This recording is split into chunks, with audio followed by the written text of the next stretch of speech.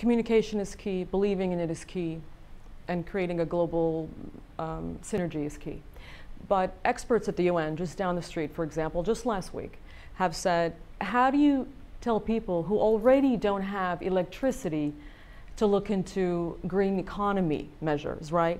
How do you create global synergy when it truly is country specific, right? The problem is global, but the solution, and you tell me, is there truly a global solution when it impacts people within their communities in very different ways? For example, least developed countries.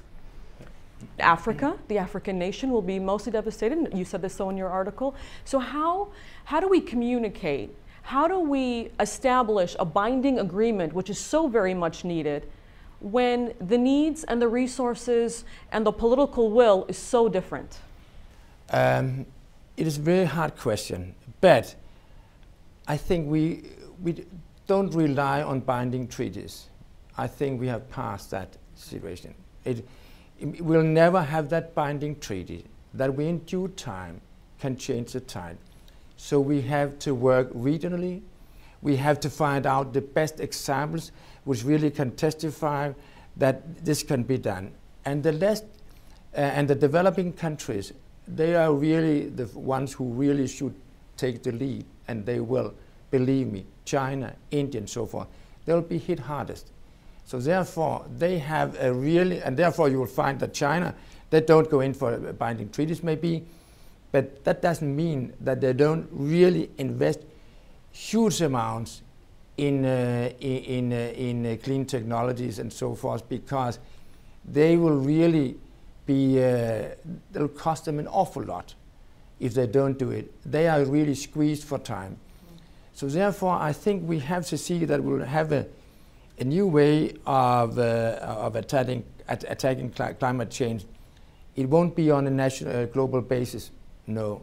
You have to go out and find the regions, find the examples who really can demonstrate and communicate and document that the benefits of fighting climate change, the benefit of developing green growth. And we have, by the way, as part of our project in Monday morning, developed a project called Greenlight. Greenlight is an association and partnership between some of the biggest companies in the world, General Electric, Microsoft, Cisco, and Philips, and so forth. And then they are lined up with some of the leading communicators in the world to sit down. They have 1 year to find out how can we develop, because we all are in there, we all have worked with, how can we develop a new story, new pictures, a new understanding of what we can do as companies, as employees, to change the tide. The idea is to develop this new language, which can be understood by consumers, by employees, and so forth, because they all have this shared interest in finding this language, documenting, demonstrating, communicating that this could be done. And this is not just about turning down the light and the heat, but developing a new quality of life for people all over the world. But you have to do it, you have to find these specific examples which are so compelling and so strong that you all believe it, and tell it, for heaven's sake, in a way that people understand it. So I think that as we come closer to the situation where the asteroid, the climate asteroid, is hitting us, it could release a fantastic innovation jump forward, whatever. Because I believe that in mankind, and if they are pressed hard enough, that really will release a lot of innovation. But it is unfortunately so late that we will face in the next 2 or 3 decades millions of casualties, and hundreds of millions of people will be relocated, and we will have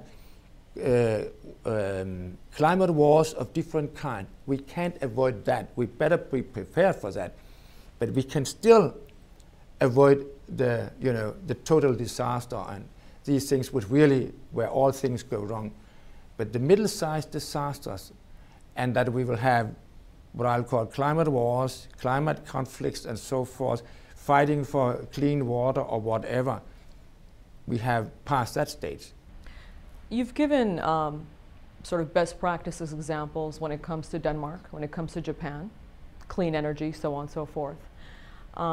So there are countries that are in fact sort of becoming models of this green economy and the way of the future to mitigate climate change. So are you saying there's still hope, or are we still too far behind? There has to be hope. I mean, there is hope. We just have to define what we can hope for so we don't get too disappointed. There are two big industries which could benefit. The catastrophe industry, the industry which really help us to clean up, to adapt to these new realities which we can't prevent. And then you have a the clean tech industry, which has to help us building the new quality of life.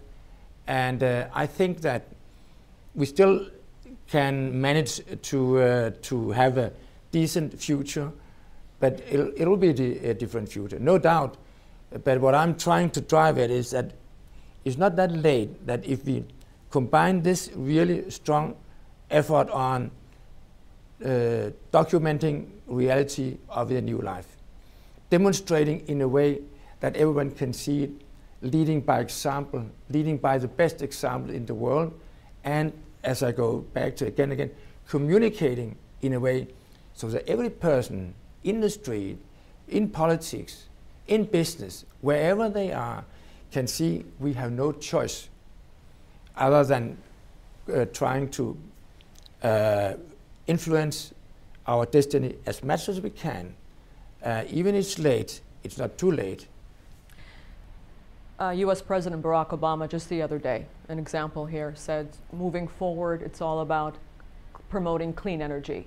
Yet you've got US and foreign car manufacturers creating by the tons cars that emit so much CO2, etc.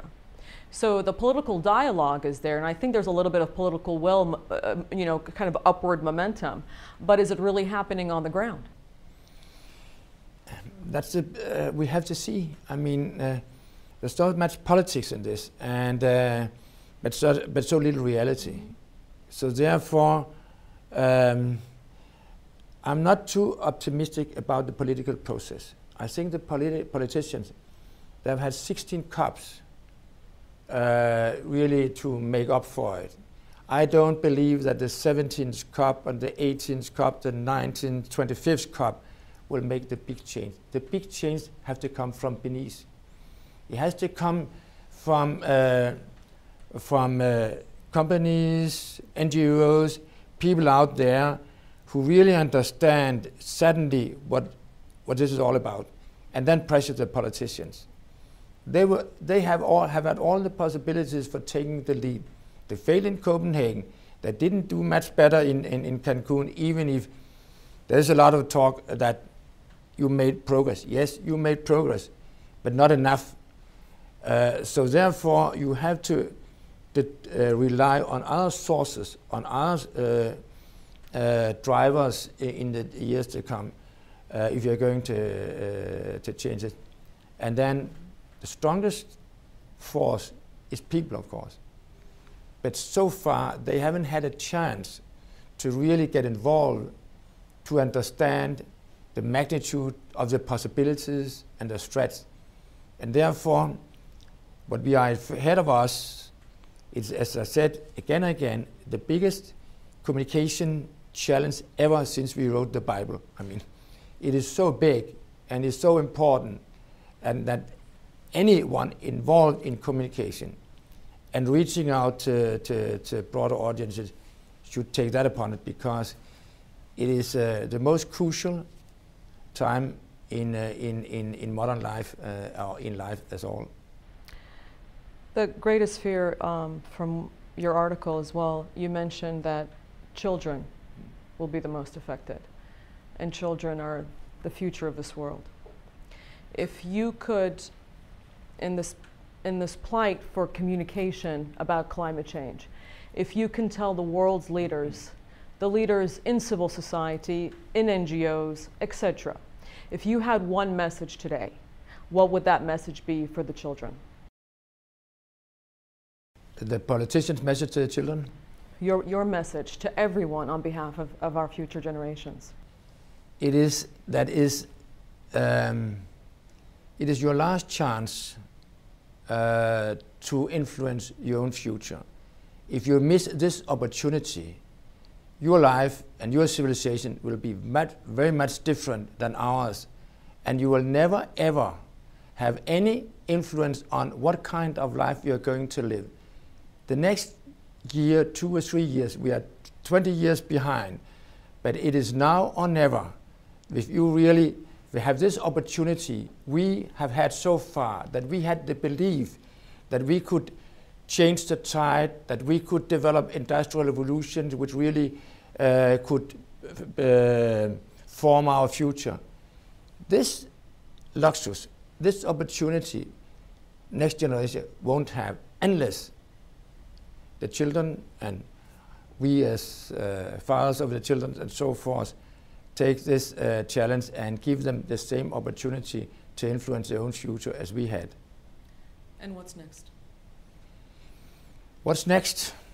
I am so naive that I still hope and think that at one time, and then we will close to the time where so many initiatives out there put together somehow describes trends, tells the story, that's strong, that compelling, that suddenly people understand that this new reality is upon us. So I hope and believe that the initiatives we do, sitting here, a lot of these elements will mean that when we look back in 2020, look back at this time in history, said, we really couldn't find out what really changed the tide, because it was a series of coincidences, a series of events which suddenly turned the tide. But I'm quite sure, and I hope it will happen, I believe it will happen, because I see so many good examples little by little. But it could be a 5-minute movie sent out on Facebook. It could be such a little thing which suddenly made people think and believe. You had Al Gore, it was a huge thing. But it could be a small thing, which really the right picture, the right story, the right time, in the right medias, could just be the small things which change everything. Because we have accumulated a situation where I think there's a growing belief that we can go on, and at least a few more of these weather disasters that will help it.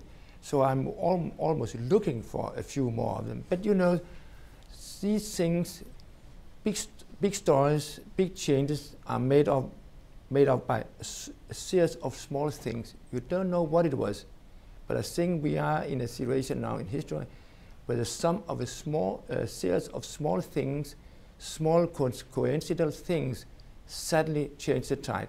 But it will never ever be a big binding treaty. God bless you and good luck in your work, and good luck to all of us here. Thank you. Thank you so much for joining us here on South South News. I'm Afaf Kanja. We'll see you soon.